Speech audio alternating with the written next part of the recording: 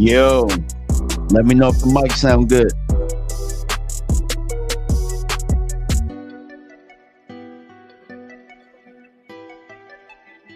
Let me know if my mic sound good. What's up with y'all, man? For the people that's here, what's going on with y'all? Excited to be here. Super excited to be here, man. Y'all let me know if the mic sounds good. If it's good to go, we are good. I got a couple of players tonight that actually I was hoping to talk about last night on the Cover 3 show for the people that were able to tune into that. If you missed it, you know what I'm saying, you missed a hell of a show, go watch the playback if you get the opportunity. I also I clipped up a portion of the show yesterday too for those that love the Cowboys talk, right? So that's one thing I wanted to tell you guys, right? Um man, I'm excited. Not that, I'm looking and I'm saying, okay, um well, I'm a Cowboys fan and the season's over or anything like that. Like for those that know, I actually decided that I want to be a little bit more even keel amongst the league to talk football for a lot of fan bases. It's not just the Cowboys, but for a lot of fan bases right now. And so what I want to offer with this draft talk is more of a kind of an informational session, right? Like more informal, where I get to deal with the audience, where I get to talk to people, those who watch a lot of college football, because typically what I try and do is stay away from college football as far as long as possible, whatnot, until it's time to really draft these guys, because I try and weed out all of the biases. Somebody might like Ohio State so much, so they might think that this is a first rounder because they only watch Ohio State, but we don't get to watch the kid down the road. You know what I'm saying? So what I try and do is I try and stay away from all the biases and stuff like that when it comes to NFL draft talk and stuff like that. We're not going to do any mock drafts right now, but ultimately, for those that have followed this channel, you know that I do pretty good draft coverage. Whenever I do like profiles on a player and stuff like that, I put a lot of detail into it for that. So I'm excited to do that for you guys this season. And this is really just the first season to really, for the people that are watching, to give some players for me to watch, for there to be a I guess, like I said, an informal conversation. So without any further ado, what I'm gonna do, I got a couple of players that I'm gonna talk about tonight. I didn't even make banners for these players, bro. I promise. Like, this was an impromptu show. I was a little pissed off before I got on here. I ain't even gonna hold y'all. Was a little pissed off, and I just decided to go live. And I might as well, decide to start it anyway. So, first player, university. All right, the first player is Ruben Bain out of University of Miami. Now, I can't show film right now, right? And ultimately, too, what I might start doing is if I get like super chats, if like a super chat comes in or whatnot, and there's a player that you want me to watch right now, I'll just go to their highlights and just watch them or whatnot. Like I say under here, super chats take priority. You know what I'm saying? Cash apps, all that stuff is welcome. So Ruben Bain out of University of Miami. Kid is a tank, bro. Kid is an absolute tank. So what I'm gonna do now is we'll look up his draft profile. And here's the crazy thing about it. I know that a lot of people started using NFL Draft Buzz once they found out how cool it is. So homeboy is 6'3", 275 pounds. Miami D lineman, edge, interior guy. I think at the next level, I think he's more of a three technique. I do think that you might be able to make him a two gap guy in the 3-4, meaning like you be able to make him a edge in the 3-4. But to me, I think that he has more of a three techniques body. And so what do I mean by three technique? Three technique is the guard shade, so in between the guard and the tackle. And so that's your defensive tackle that plays there. Typically, depending on the scheme, those are the guys that get upfield, they get after the quarterback, they push the pockets. You're able to do a lot of stunts with them. A one technique is the guy that's pretty much lodged in between the guard and the center. And that's more of your bigger bodies that you don't want to move. They're going to take on a whole bunch of the double teams and stuff like that. So, um, Ruben Bain is somebody that when you watch his tape, it stands out at you. I mean, he has a high motor. He is very, very explosive. You know what I'm saying? His body, like I think that as a player, Joseph Sandberg says that not as impressed as Bain as others. And I get that. So for me, when I look at Bain, I see a guy with big bones. Like, and what I mean by that, heavy bones, it's like, what do you mean by that?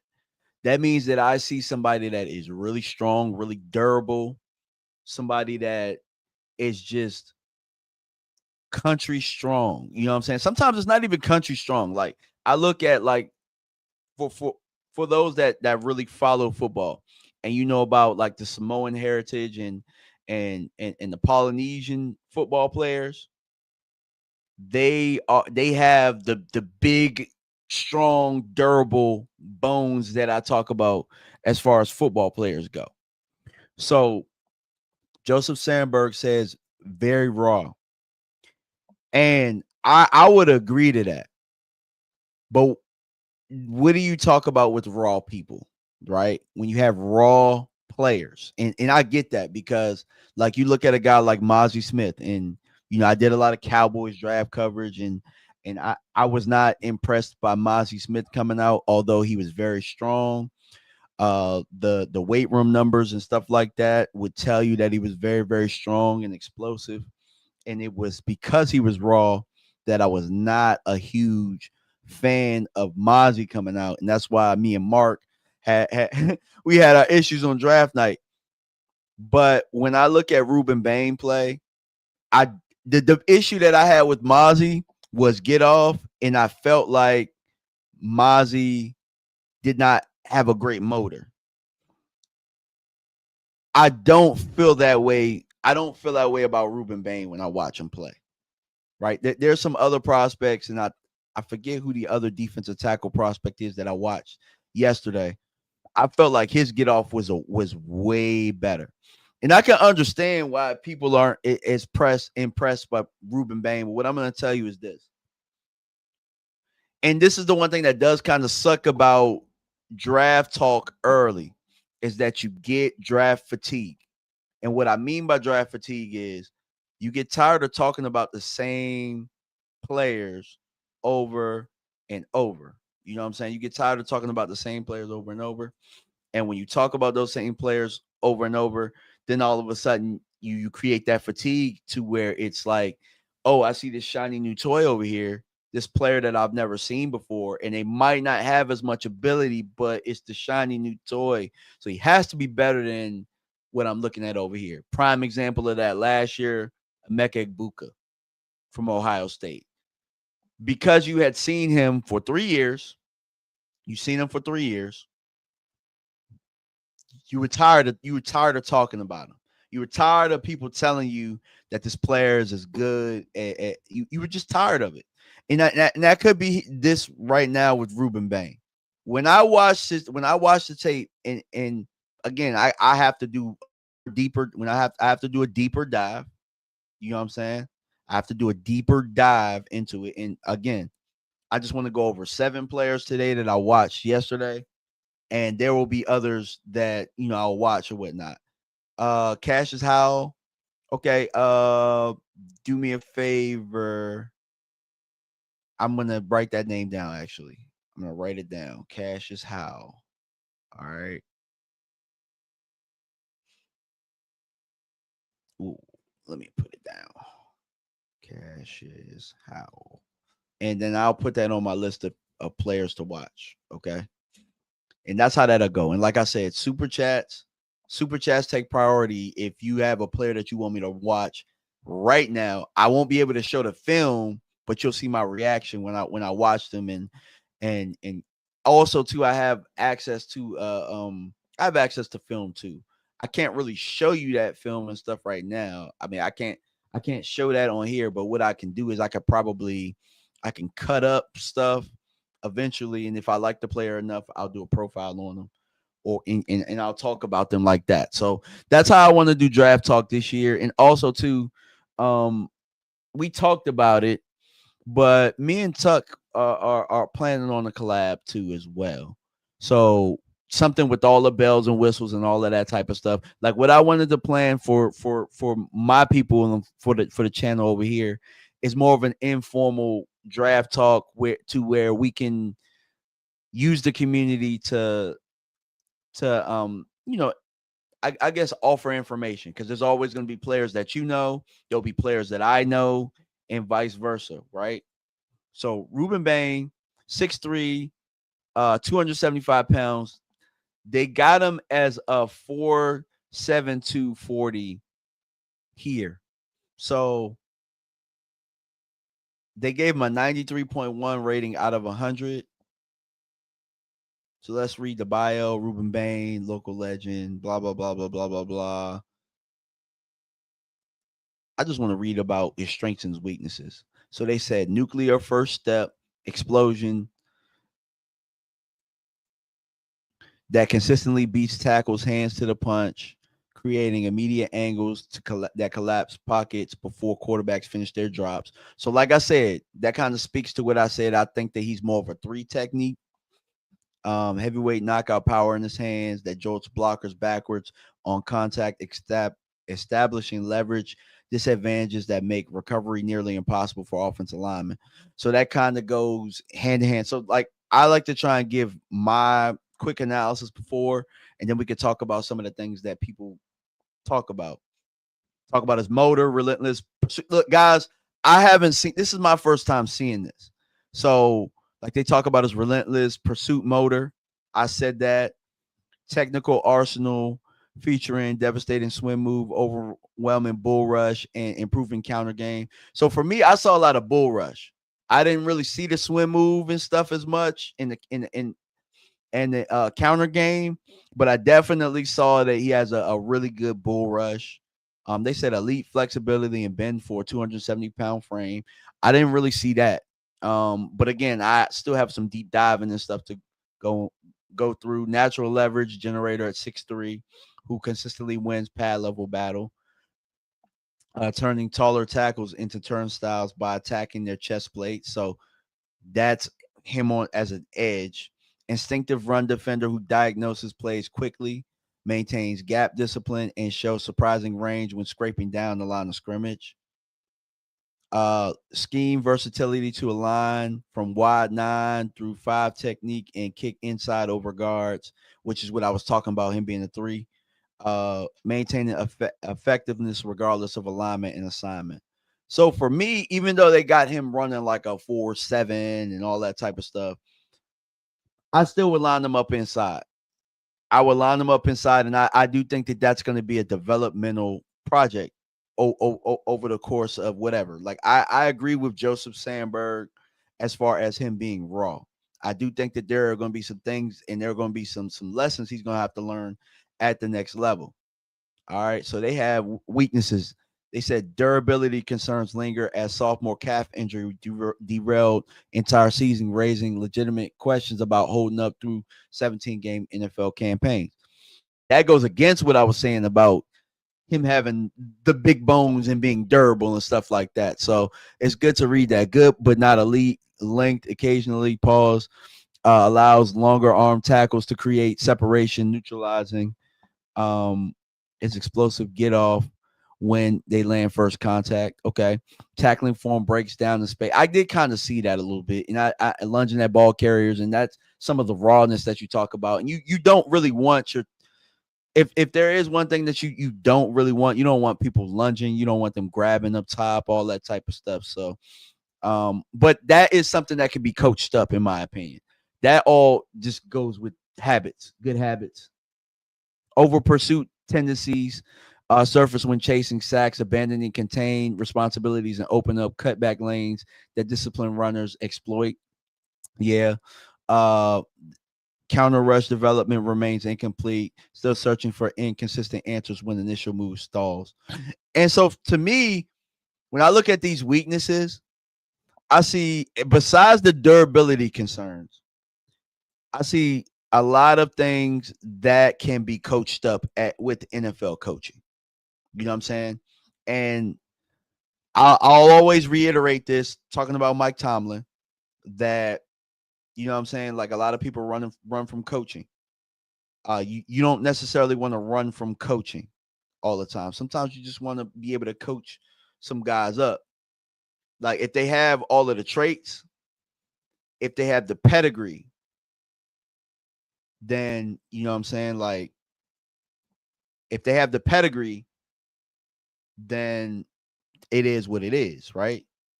So the next player that we're going to talk about, you know, we talked about Ruben Bain, and this player I think is a favorite on a lot of people's boards, right? A lot of people's boards. We got Caleb Downs out of Ohio State, the safety.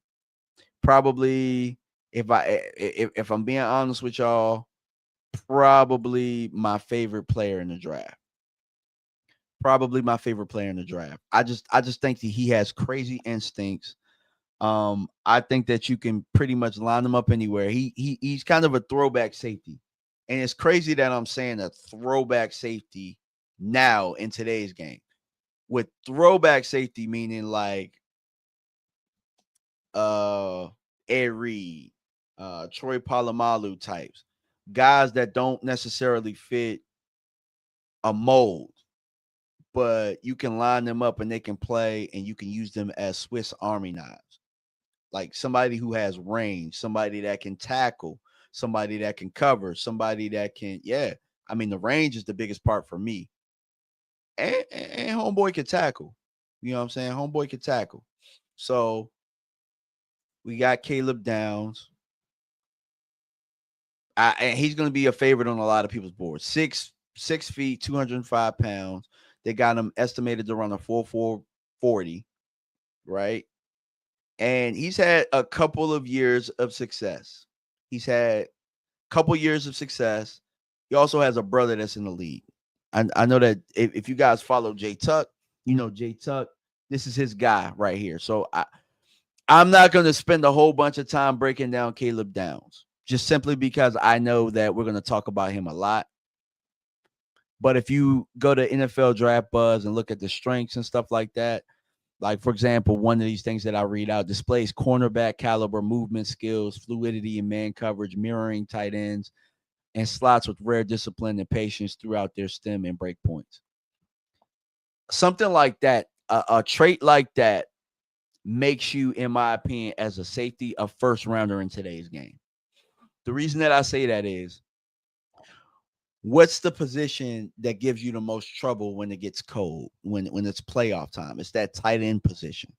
If you got a guy that can guard your Travis Kelce's, you know what I'm saying, that can guard your Jake Ferguson's or your Kyle Pittses and all those type of tight ends. You got a guy who can do that to where it takes away in between the seams, right? Because those are some of the easiest throws to make. When you got a guy like that who can do that, but also do other things, you know what I'm saying, it makes your team much better. Joseph Sandberg says, reminds me of Kyle Hamilton. I knew Joseph Sandberg was going to like Caleb Downs. I think everybody likes Caleb Downs. When you watch his tape, it stands out. Hell of a prospect. Let's read like some weaknesses. Can get too cute with his eyes and zone coverage, occasionally lingering too long on quarterback manipulation while losing track of routes behind him. That's something that can be coached up, in my opinion. In the NFL, I think maybe they'll take advantage of it early on, but I think that as years go on, we're talking about an investment for years. right? And they say he shows some tendencies to gamble for interceptions and stuff like that. But he's a guy that's going to help you get turnovers. He's a guy that's going to help you get turnovers, and he can flip the game around. And so, guy like I absolutely love Caleb Downs as a player. Like, you won't be able to talk me off of if I have a team and we're in a position, I need a safety, I need a game breaker. You're not going to be able to talk me off getting Caleb Downs. I'm like the whole like, oh well, you got to get value for your picks and the value charts and all that type of stuff. Like you can forget all that stuff. You can forget it. You know what I'm saying? Like you can forget it. Like Caleb Downs is a hell of a player. And in today's game, I think that you need guys like that. So the next player that I'm going to talk about is Kamari Ramsey, and he's another safety. So as I was going down the safety list, he looks like Jalen Hurts, don't he? He looked like Jalen Hurts. Jalen Hurts is safeties. All right. But Kamari Ramsey, uh, he his tape his tape jumped out at me when I was watching. Right. I was watching him versus a couple of opponents, watched his highlights and stuff like that. And I looked and I saw the 4.5240 or whatever. Right. And I know that that'll be some things to write home about with some people. And I don't necessarily believe that this is a first round talent right here. I don't know yet because I haven't gone through enough players. The thing that I know is that probably Bain, you're probably looking at Bain and Caleb Downs as first round guys, barring any type of injury. But Kamari Ramsey, listen, I don't know what it was about his tape, but it jumped out at me. I mean, dude absolutely will will lay you in the dirt. And they got his overall rank as a 51 right now, which is around the second round pick, which is about what I would have thought just by looking at his measurables, looking at the type of player he is. But yeah, like they say right here. And again, you can go check out these guys and stuff yourself on NFLDraftBuzz.com. I kind of feel like NFL Draft Buzz need to give me a check. But possesses that dog-like mentality when attacking the line of scrimmage, playing with controlled violence, and finishing tackles with authority rarely seen from a defensive back. So look, I grew up a Cowboys fan. And when I watched this tape, it reminded me of Darren Woodson. The way that he could move and the way that he could hit. But I think Darren Woodson probably ran a lot faster than what he probably does. But the fluidity, yeah, because they talk about this, right? They say this. They say mirror technique and man coverage borders and artistry, particularly against tight ends, where its combination of physicality and fluidity neutralizes size and mismatches, right? That's what they see. But this is the thing that I saw right here when y'all see him.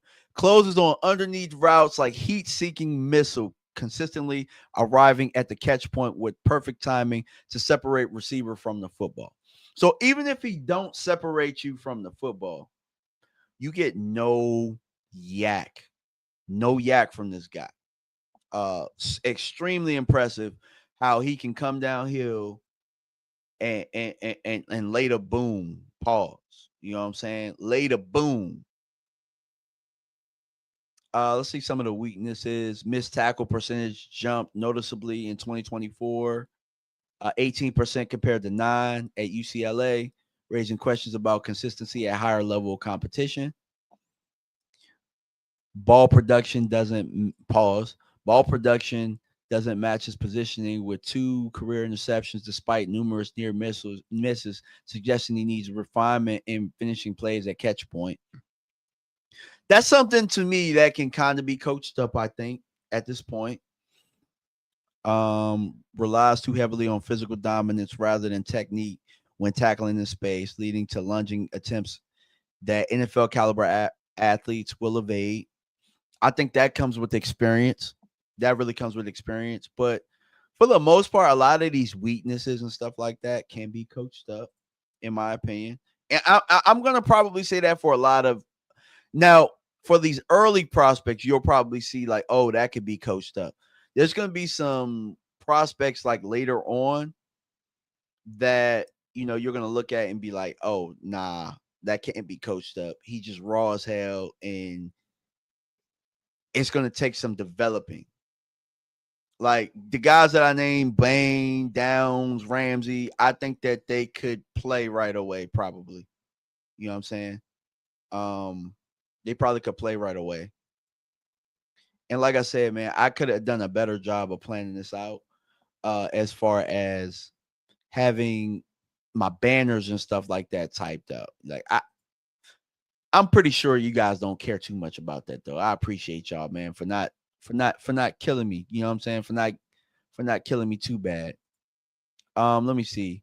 Because there was a corner that I wanted to talk about next. I wanted to talk about Jermod McCoy.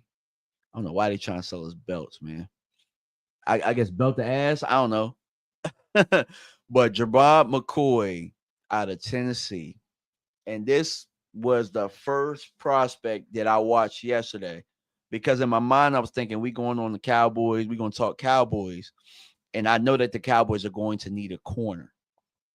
And not just any type of corner, but the Cowboys are going to need an out of phase type corner.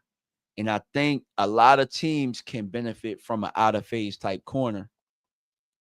They say they got him as an outside zone corner, but the tape that I watched, I saw a lot of out of phase stuff. I saw a lot of man to man. I saw some press coverage. Um, and maybe that's just what they characterize him as here. But from what I saw a guy that can mirror well. I saw a guy that has good eye discipline, that has really good patience. I saw a guy that knows how to use his arm his arm length, that knows how to get in between the ball and the receiver. You know what I'm saying? I was thoroughly impressed when I watched this tape. Thoroughly impressed. I look to see more of Jermod McCoy. Uh, Definitely. I did not know he was what did they say, a Texas product. I did not know he was a Texas kid. But again, as we go on, we're gonna learn a lot more about some of these products. And I appreciate it. Hold on, real fast. If you can, man, if you're watching and you've been tuning in and you're enjoying the content, hit that like button for your boy. Hit the like button. You know what I'm saying? This is an impromptu show. I promise I didn't plan nothing outside of having the names for you guys. You know, I I really just came down here because I'm pretty sure as parents, you know what it is sometimes where you could just be upset, and sometimes you just need to vent. So the way that I vent is I'm just gonna go downstairs and talk football. It don't have nothing to do with it don't have nothing to do with my kids upstairs. It don't have nothing to do with the old lady. You know what I'm saying? It's just the stresses of everything else. You know what I'm saying? And so I just came downstairs to vent, to talk some ball or whatnot, right? Joseph Sandberg and WV Country Boy can't be the only ones that's out here, man. Hit that like button. Also, man, if you are watching, you know what I'm saying, comment and let me know that I'm not by myself here. You know what I'm saying? Let me know I'm not by myself and that you appreciate the draft content. I appreciate that. If you can't donate anything, just donate a like for your boy. And I'd appreciate that tremendously. Jermod McCoy, though, go check him out. Weaknesses: had a January 2025 ACL tear, um, which, yeah, I could understand that.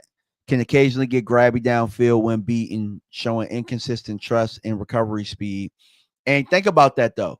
Think about these two where they probably go hand in hand. January 2025 ACL tear, and then you get grabby downfield. Field. Said needs to improve tackling, form, and space. Most corners do. Run support engagement can be inconsistent. Occasionally takes conservative angles rather than attacking downhill with same aggression as he shows in coverage. Again, most corners do that. Despite multi-sport background, doesn't consistently translate his track explosiveness to his football movements, showing good but not elite combine style measurables. Who does that sound like?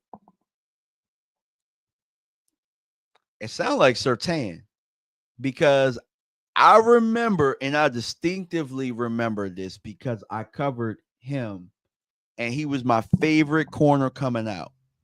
And I think that the 4.5 speed scared a lot of fans away from wanting Sertan. Joseph Sandberg is absolutely right. Salute to you, sir. Salute, salute, salute. Hit that button, like button for the entertainment. Absolutely. So Sertan, back to him. Sertan wasn't a 4-3 guy. You had other you had Horn.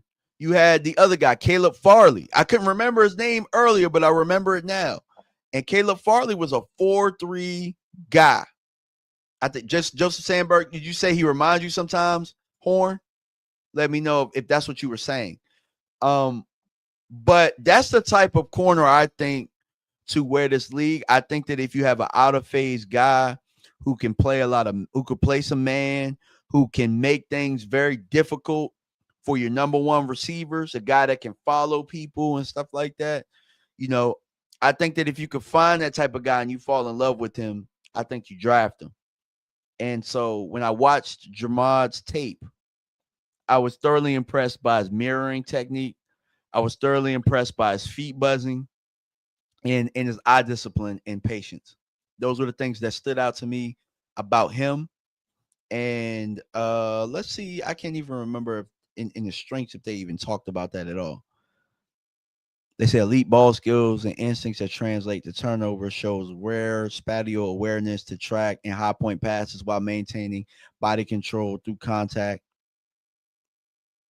Exceptional time in the zone coverage, baits quarterbacks into dangerous throws by appearing to give cushion before closing with the explosive burst at the perfect moment. Shows advanced route recognition beyond his years, rarely fooled by double moves or misdirection.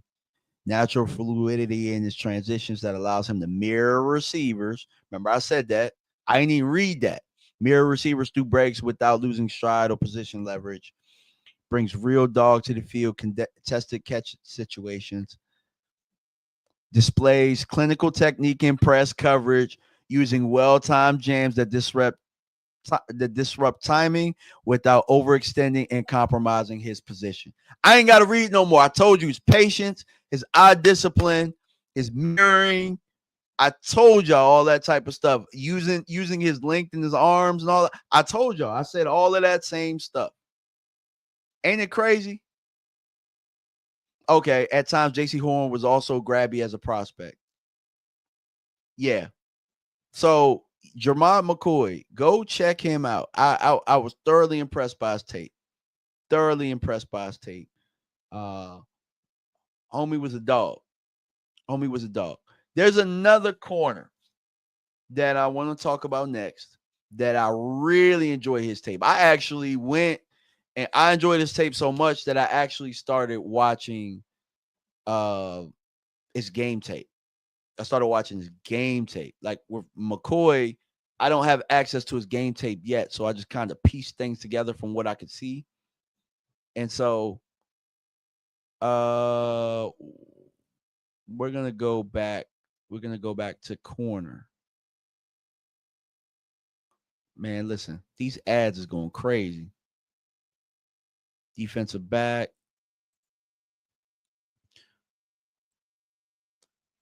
What y'all know about AJ Harris out of Penn State?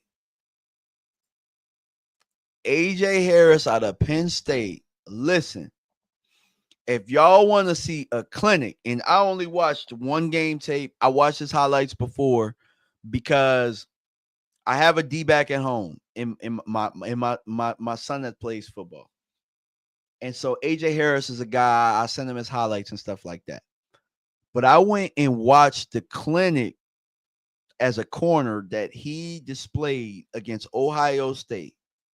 Listen, they're going to talk about this Before anybody talks about it, I'm gonna tell y'all, they gonna be like, did you see what AJ Harris and how he was able to line up with Jeremiah Smith? Did y'all see how he was able to lock him up certain time? Yeah. When I sit here and tell y'all, what's up, Cowboys fan Mayfield? When I tell y'all that at times he put the clamps on Jeremiah Smith, he put the clamps on Jeremiah Smith. You're going to remember. A lot of people watch and a lot of people act like they don't hear when I say stuff and they act like it's their ideas and stuff like that. But remember where y'all heard it first. Anytime somebody say it, be like, oh, DMV said that. I need y'all to do that like y'all be doing me. Like, oh, Brian Browder said that. Foot said that. So-and-so said that. Blah, blah, blah. I need y'all to do them like y'all be doing me. But AJ Harris, listen, his frame, 6'1", 191 pounds. I bet he's not 191 pounds. Bro, probably 180. I bet he 180. Probably 180. He looks very, very skinny. I don't think he's 191. He's got extremely long arms. I bet he's gonna have long arms. He has really good fluidity, good route recognition. Everything that I said about Jermod McCoy, I say the same thing about him. The mirroring technique. He does an even better job with using his length in his arms.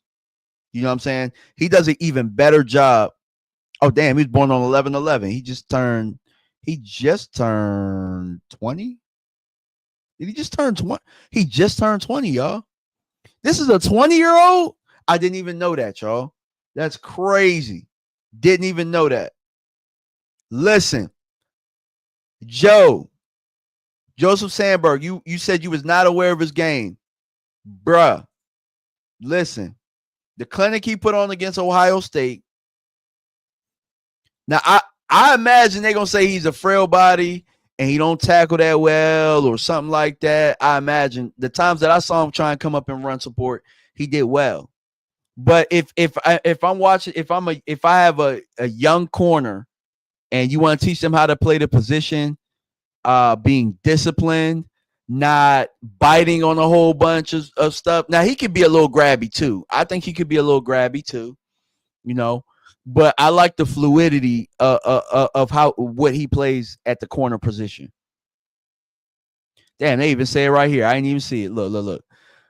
Harris's multi-sport background shines in his fluid movements and explosive bursts.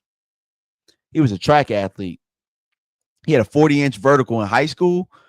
Damn. And y'all know Penn State has one of the best training situations when it comes to for the combine. So he's probably going to do some crazy stuff there. But they say possesses ideal NFL corner frame, 6'1" height, muscular build that allows him to match up with bigger receivers without sacrificing fluidity in his transitions. So they say his body looks, I don't know, bro, look a little skinny to me. He looks skinnier to me. Maybe they know something a little bit more than I do. Shows exceptional route recognition skills, anticipatory triggers. Bro, I swear they like find the thesaurus when they like write these things because they don't want people like me to read this out loud. I wonder who else had like reading fears and stuff like that when they're in front of people. But they say bring ferocious run support. Okay, because I thought on tape I thought that he attacked the run game very, very well. Operates with veteran level confidence and swagger. That's crazy for a 20-year-old. If you're reading the write-up of this, they actually had Jermod McCoy rated higher. But if you're looking at this stuff, like the strengths are actually a little bit more detailed for AJ Harris than it is for Jermod McCoy. So that means that he might jump the board a little bit fat. He's only 20. Let's see, weaknesses can be overly physical beyond 5-yard contact zone. What I tell you, I told you he could be a little grabby too. Shows occasional overaggression, jumping routes. NFL quarterbacks will manipulate this attacking instincts with pump fakes, double moves. And I did see a couple times where he did jump a little bit. He tried to jump some man-to-man stuff against Ohio State, and he was able to recover. So I think that maybe that's why I wasn't so. I mean, it was Jeremiah Smith, y'all, and he was still able to kind of recover. Tackling technique needs refinement, despite willingness. Like I said, you're going to see that. You're going to see that amongst a lot of corners. That's probably going to be a common thing among. I bet you they copy and paste it amongst all the corners. Zone awareness still developing, can get caught watching the quarterback too long and spot drop zones rather than feeling receivers entering and exiting his area. To me, I think he's more out of phase than he is in phase. So like in phase is more your zone corners and stuff like that. I personally like him out of phase a little bit more. Needs to improve ball skills to convert more pass breakups into interceptions. Hands appear adequate but not exceptional when competing at catch point. And again, that weakness sounds more of an out of phase than it is an in phase. You know what I'm saying? Yeah, exactly. With his coaching, you could teach a player not to hold. Yeah, exactly. You could also teach technique with tackling and all that type of stuff. So, like I said, AJ Harris was a really good player. I enjoyed watching his film. Let's look at linebacker Arvell Reese. Arvell Reese was next on who I had, right? So I had linebacker, which I could see where. Hold on. Why did it give me? Hold on. It gave me the 2025. Let me go down. Let's go linebacker. Arvell Reese is the number one linebacker. And if you see his frame, he's extremely impressive.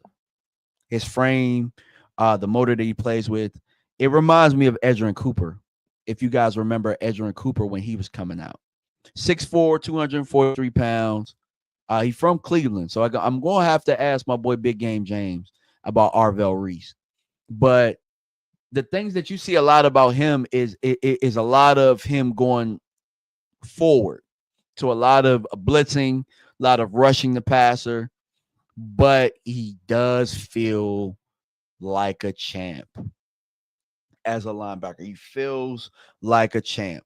The way that he plays with his hair on fire reminds me of Edgerrin Cooper when he came out. Now, I need to watch more film on Arvell Reese to see how he is when he's off ball. I want to see what he's like off ball, because a lot of times you'll see him in like A-gap mug, or you'll see him on the line of scrimmage standing up, and you know what I'm saying, they'll fake like they blitzing them and they'll drop him in the coverage and all that type of stuff. So, you know, at the next level, you could probably see him.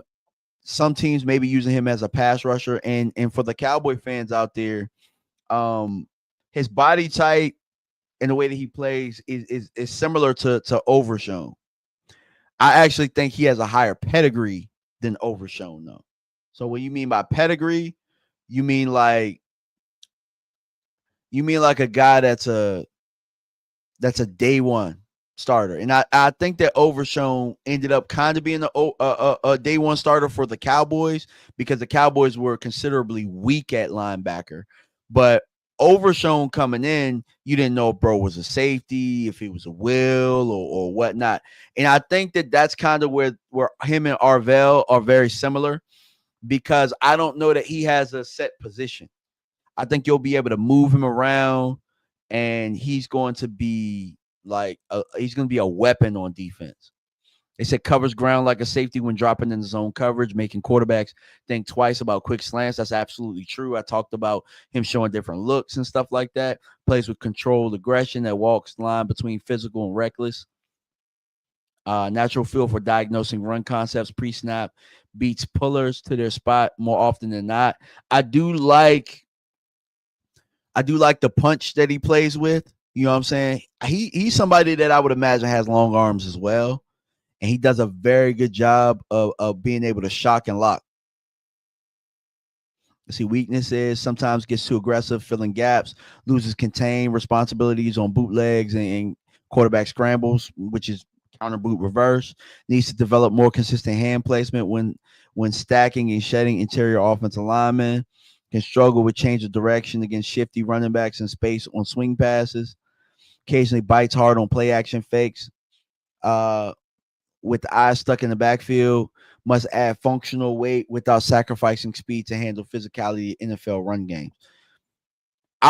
If I was an NFL team, I think this was the mistake that I think Dallas fell in love with, and I think that Green Bay fell in love with Micah Parsons, because ultimately this is what this comes down to.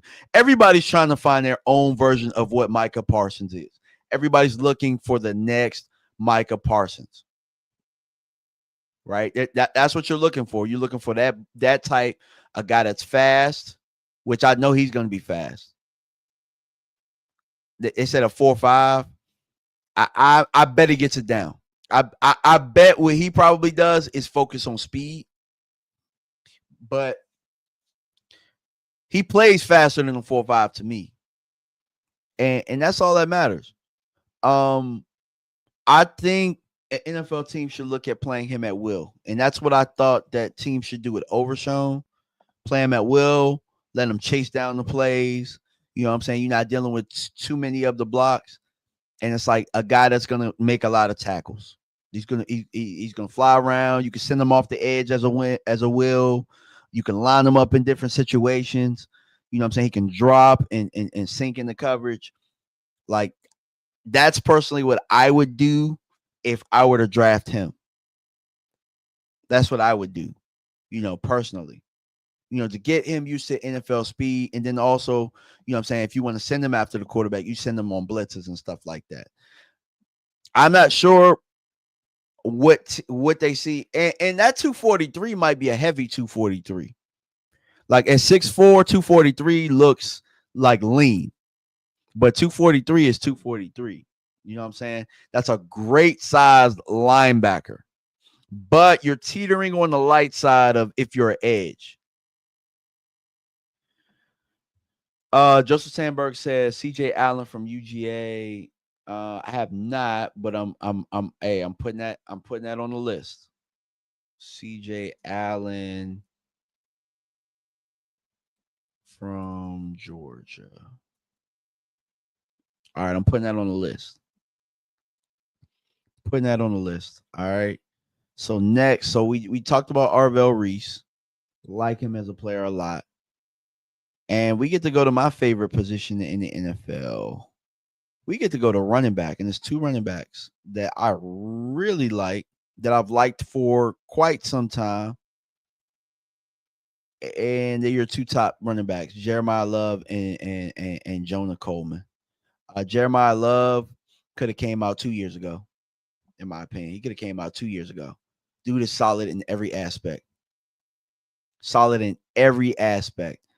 And you know what I'm saying? Jeremiah Love could have came out last year and probably been a first rounder with Hampton, with Genty. Jeremiah Love, we all knew that. I talked to Foots the King. We talk quite some time.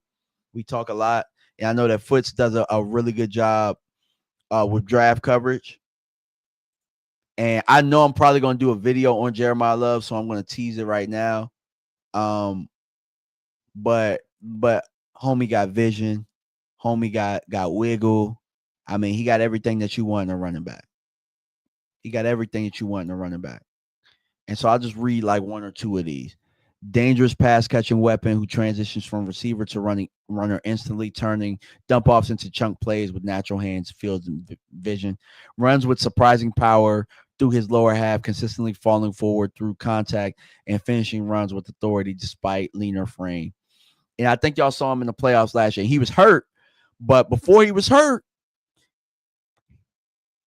homie still was able to do some things.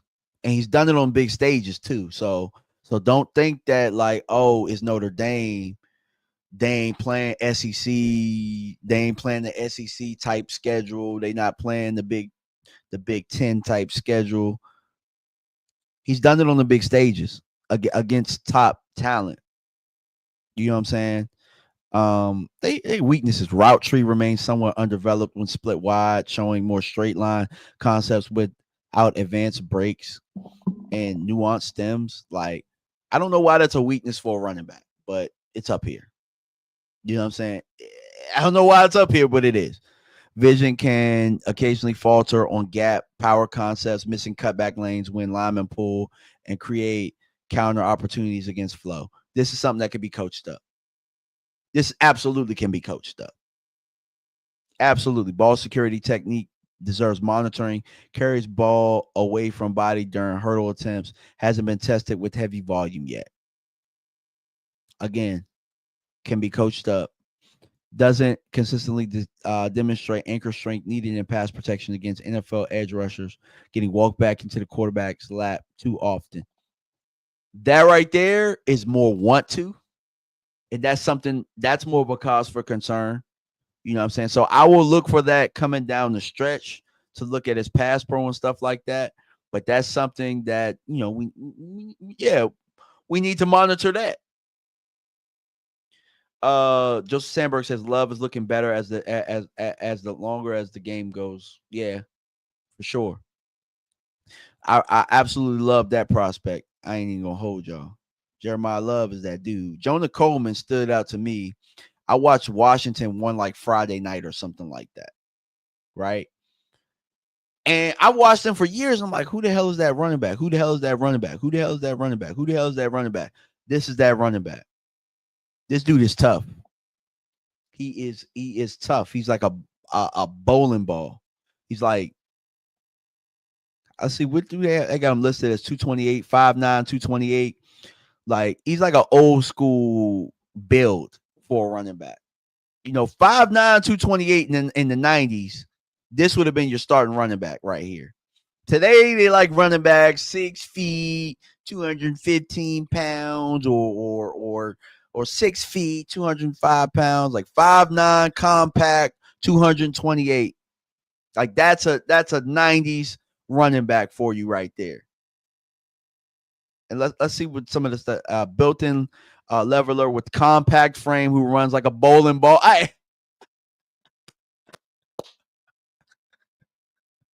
What? Bro, I promise I didn't read this, y'all. I promise I didn't read this. That's hilarious. But runs like a bowling ball through alleys, consistently falls forward through contact, and rarely goes down with first hit. Vision borders. I don't even know how to read this. I'm not even going to try.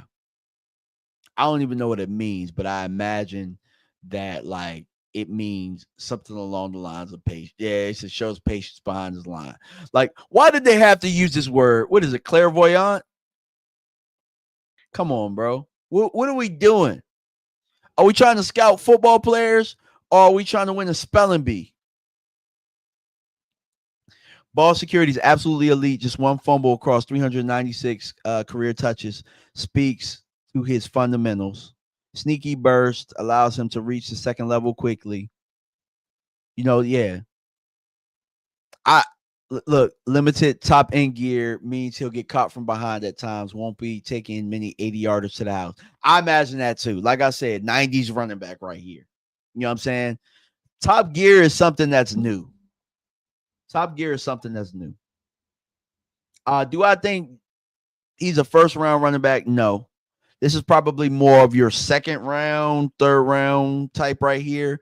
I'd probably say high second round. Look, height limitations occasionally impact his ability to identify and pick up complex blitz packages, can get lost in traffic. I'm going to be honest with y'all.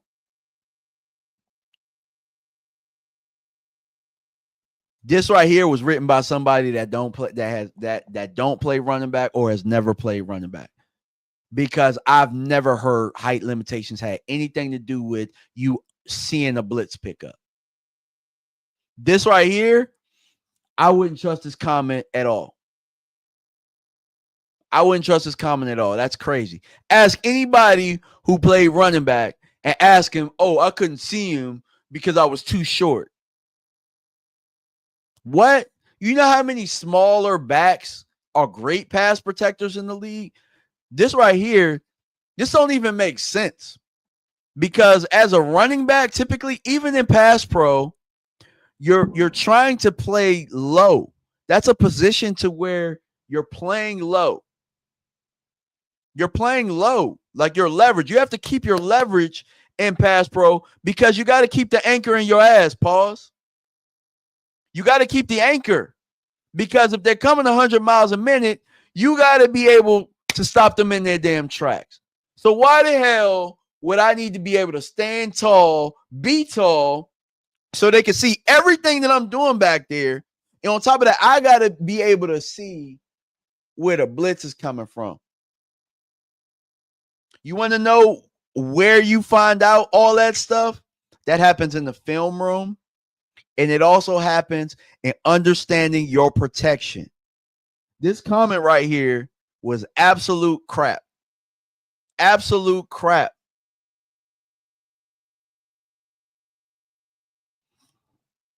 Your ability to identify and pick up complex blitz packages, that comes with understanding what the protection is, what your areas are for, and where your eyes are supposed to go. Don't have nothing to do with height limitations. Don't have nothing to do with height limitations. Absolutely crazy. My bad, y'all. Like I said, it's my first time reading this, so that's crazy. So, like for example, lateral agility is good but not special. Won't make defenders miss and phone booth situate. Like this right here, I could deal with that. I could deal with the comment like this. The height limitations thing was crazy. Like pass protection technique remains inconsistent. Sometimes drops his eyes at contact point rather than maintaining leverage throughout block. I could see that. You know what I'm saying? You put your head down or something like that. I could see that. Needs to develop more nuances of route runner. I'm not asking him to run routes if that's my running back. I'm not asking him to run a whole bunch of routes. I'll ask you to run an arrow, a swing, and a damn check down. Those are the things that I need you for if I got Jonah Coleman as my running back. You know what I'm saying? So I think sometimes you could look at these scouting reports and sometimes they could be really nitpicky and you got to be able to decipher what makes sense and what doesn't make sense. You know what I'm saying? But my guy Joseph Sandberg gave me some homework to look up Cassius Howell and CJ Allen from Georgia. And man, I still had this up here. I had an absolute blast. I don't know why my eyes look like that. It looks like I don't know why my eyes look like it might be the lights. I promise y'all. Look, I'm going through the 75 hard challenge.